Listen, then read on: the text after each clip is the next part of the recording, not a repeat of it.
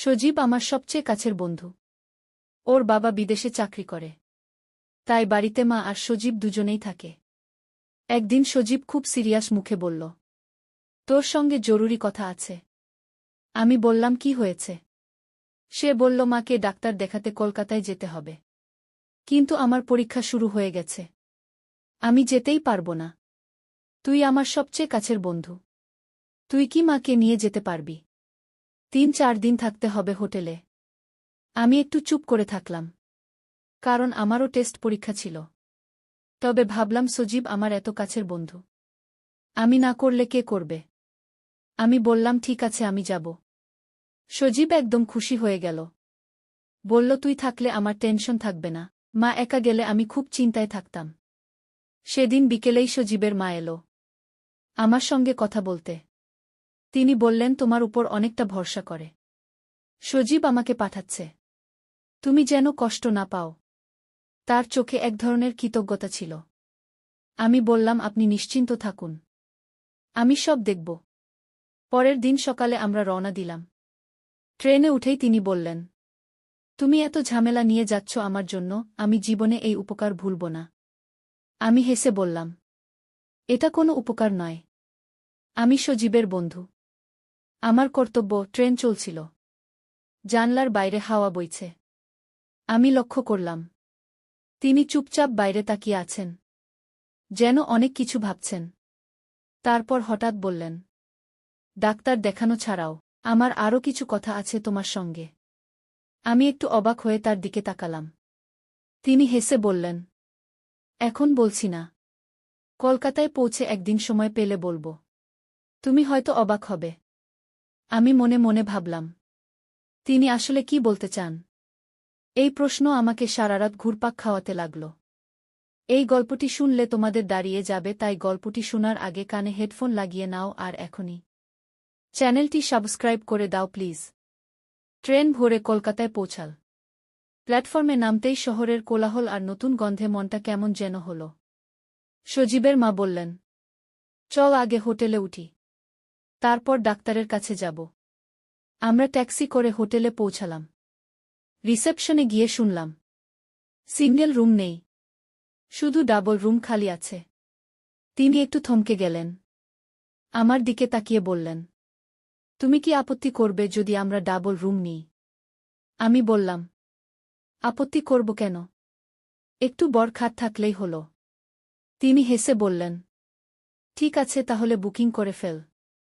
রুমে ঢুকতেই আমি অবাক হলাম। খুব সুন্দর সাজানো ঘর, মাঝে বড় নরম খাট, পাশে জানালা দিয়ে রোদ পড়ছে। তিনি ব্যাগ খুলে রাখলেন, তারপর আমার দিকে তাকিয়ে বললেন, যাও, মুখ হাত ধুয়ে নাও, তারপর ডাক্তার দেখাতে যেতে হবে। আমি ওয়াশরুমে গিয়ে মুখে পানি দিলাম। আয়নায় নিজের দিকে তাকিয়ে ভাবলাম, কি অদ্ভুত অনুভূতি হচ্ছে। এমনভাবে আগে কখনো কারো সঙ্গে বাইরে থাকা হয়নি। রুমে ফিরে এসে দেখি, তিনি চুপচাপ খাটে বসে জানলার দিকে তাকিয়ে আছেন। আমি খাটের অপর প্রান্তে বসলাম। বললাম, আপনাকে একদম ক্লান্ত লাগছে। তিনি একটু হেসে বললেন, সত্যিই ক্লান্ত লাগছে। তুমি এসে ভালো করেছ, না হলে আমি একা আসতে পারতাম না। তার চোখের কোণে ছোট্ট হাসি, সেই হাসিটা আমার মনে গিয়ে লাগল। আমি বুঝতে পারছিলাম, তার মধ্যে এক ধরনের সৌন্দর্য আছে, যা আমি আগে লক্ষ্য করিনি। ডাক্তার দেখিয়ে ফিরে আসার পর আমরা আবার হোটেলে এলাম। তিনি বললেন, আজ অনেক ঘোরাঘুরি হয়েছে, চল একসাথে চা খাই। চা খেতে খেতে তিনি আমার কলেজের গল্প শুনছিলেন। আমি তার দিকে তাকিয়ে দেখলাম, তার চোখে অদ্ভুত এক মায়া, মনে হচ্ছিল এই মুহূর্তটা যেন শেষ না হয়। রাত নামতেই হোটেল রুমে ফিরলাম। তিনি বললেন, আমি তাড়াতাড়ি ঘুমিয়ে পড়ব, কারণ কাল আবার ডাক্তারের রিপোর্ট নিতে যেতে হবে। আমি বললাম, ঠিক আছে। খাটে দুজনের জন্য যথেষ্ট জায়গা ছিল। তিনি একপাশে শুয়ে পড়লেন, আমি অন্য পাশে শুয়ে ভাবতে লাগলাম। মনে হচ্ছিল আমি কোনো স্বপ্নে আছি। একই খাটে আমি আর সজীবের মা। ঘুম আসছিল না। জানলার বাইরে আলো পড়ে তার মুখে ছায়া তৈরি করছিল। আমি সেই মুখের দিকে তাকিয়ে রইলাম। মনে মনে ভাবলাম, আমি কি ধীরে ধীরে তার প্রতি আকৃষ্ট হয়ে যাচ্ছি? সন্ধ্যা হয়ে গেছে। আমরা ডাক্তার দেখিয়ে ফিরে এলাম। তিনি বললেন আমি একটু ফ্রেশ হয়ে আসি। তারপর বাথরুমে ঢুকে গেলেন। আমি খাটে বসে মোবাইল দেখছিলাম। বাথরুম থেকে শাওয়ারের শব্দ আসছিল। মনটা অদ্ভুত রকমের কাঁপছিল। কিছুক্ষণ পর দরজা খুলে তিনি বেরিয়ে এলেন। হালকা রঙের নাইটি পরে, চুল ভেজা ভেজা, জলবিন্দু গড়িয়ে পড়ছে মুখে। আমি একদম চুপ করে গেলাম।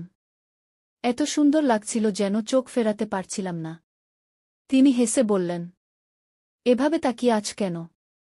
যাও, তুমিও ফ্রেশ হয়ে এসো। আমি কিছু বললাম না। ওয়াশরুমে গিয়ে মুখে পানি দিয়ে ফিরে এলাম।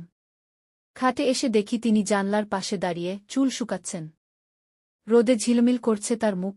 আমি মনে মনে ভাবলাম, সজীবের মা কতটা সুন্দর, কতটা নম্র। রাত নামল।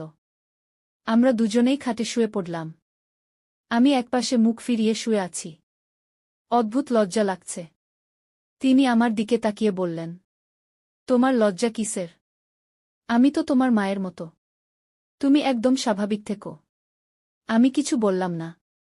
কিন্তু তার কণ্ঠে এমন মায়া ছিল যে মনে হচ্ছিল আমি সত্যিই আপন কারো কাছে শুয়ে আছি। হালকা আলো, আমি তার মুখের দিকে তাকালাম।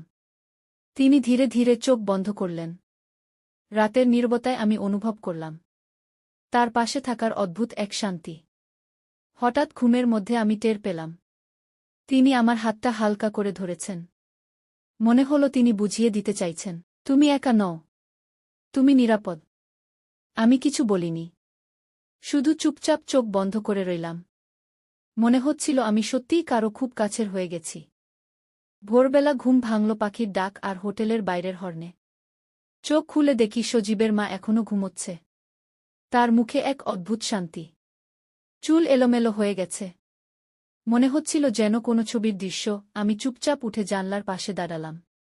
শহরের ব্যস্ততা শুরু হয়ে গেছে, কিন্তু আমার মন একদম শান্ত। কিছুক্ষণ পর তিনি উঠে বসে বললেন, তুমি এত ভোরে উঠলে কেন? আমি হেসে বললাম, শহরটা দেখতে ইচ্ছে করছিল। তিনি বললেন, চল আগে নাশতা করি, তারপর রিপোর্ট নিতে যাব। হোটেলের ডাইনিং হলে নাশতা করতে করতে তিনি আমার কলেজের কথা জানতে চাইছিলেন। আমি সব খুলে বললাম। তিনি মন দিয়ে শুনছিলেন। তার চোখে এক ধরনের মায়া আর স্নেহ। মনে হচ্ছিল যেন আমি সত্যিই আমার মায়ের সঙ্গে বসে আছি। তবুও মনটা কেমন যেন ধকধক করছিল। রিপোর্ট নিয়ে ডাক্তার দেখিয়ে যখন আমরা ফিরলাম, তিনি বললেন, ডাক্তার যা বলেছে তাতে চিন্তার কিছু নেই। এখন আর কোনো ঝামেলা নেই। আমি দেখলাম তিনি এখন অনেক হালকা মনে কথা বলছেন। রুমে ফিরে হালকা গান চালালেন, বসে চুল আঁচড়াতে লাগলেন। আমি খাটে বসে শুধু তাকিয়ে রইলাম। তার প্রতিটি ভঙ্গি, প্রতিটি হাসি, মনে হচ্ছিল আমার হৃদয় কাঁপছে। তিনি হঠাৎ আমার দিকে তাকিয়ে বললেন, তুমি এত চুপচাপ কেন? আমি বললাম, কিছু না, শুধু ভাবছিলাম। তিনি হেসে বললেন, এত ভেবে লাভ নেই, এখন একটু ঘুমিয়ে নাও, তারপর বিকেলে ঘুরতে যাব। আমি চুপচাপ খাটে শুয়ে পড়লাম। তিনি একপাশে শুয়ে পড়লেন। হালকা পর্দা নাড়িয়ে বাতাস ঢুকছিল। খুব শান্ত পরিবেশ। হঠাৎ আমি টের পেলাম তিনি আমার কাঁধে হাত রাখলেন। বললেন, তুমি তো একেবারে ক্লান্ত হয়ে গেছ, একটু আরাম করে ঘুমাও। আমি চোখ বন্ধ করলাম, কিন্তু ঘুম এলো না। বরং তার উপস্থিতি আমার মনকে অদ্ভুতভাবে আলোড়িত করছিল। মনে হচ্ছিল আমি এমন এক অনুভূতির মধ্যে ঢুকে পড়েছি যেখান থেকে আর বের হতে চাই না। বিকেলের রোদ তখন নরম হয়ে গেছে। আমরা দুজনেই হোটেল থেকে বের হলাম। সজীবের মা বললেন, এতদিন ডাক্তার দেখানো আর রিপোর্ট নিয়ে টেনশনে ছিলাম, আজ একটু মনটা হালকা। তুমি যদি রাজি থাক আমরা একটু ঘুরে বেড়াই। আমি বললাম, অবশ্যই যাব, কারণ আমারও শহরটা দেখার ইচ্ছে ছিল। আর মনটা অদ্ভুত ভালো লাগায় ভরে গিয়েছিল। তার সঙ্গেই যেন অন্যরকম এক শান্তি। ট্যাক্সি করে আমরা শহরের এক ব্যস্ত এলাকায় এলাম। রাস্তার দুপাশে আলো জ্বলতে শুরু করেছে। দোকানপাটে ভিড়, লোকজনের কোলাহল। কিন্তু মনে হচ্ছিল আমরা যেন এই ভিড়ের মাঝেও একদম একা। তিনি হেসে বললেন, তুমি এত চুপচাপ কেন? এমন সুযোগে তো তুমি অনেক কিছু বলবে ভেবেছিলাম। আমি একটু হেসে বললাম, শহরের সৌন্দর্য দেখছি। আর আপনার কথা শুনতে ভালো লাগছে। তিনি বললেন, চল একটা ছোট্ট ক্যাফেতে বসি। আমি রাজি হলাম।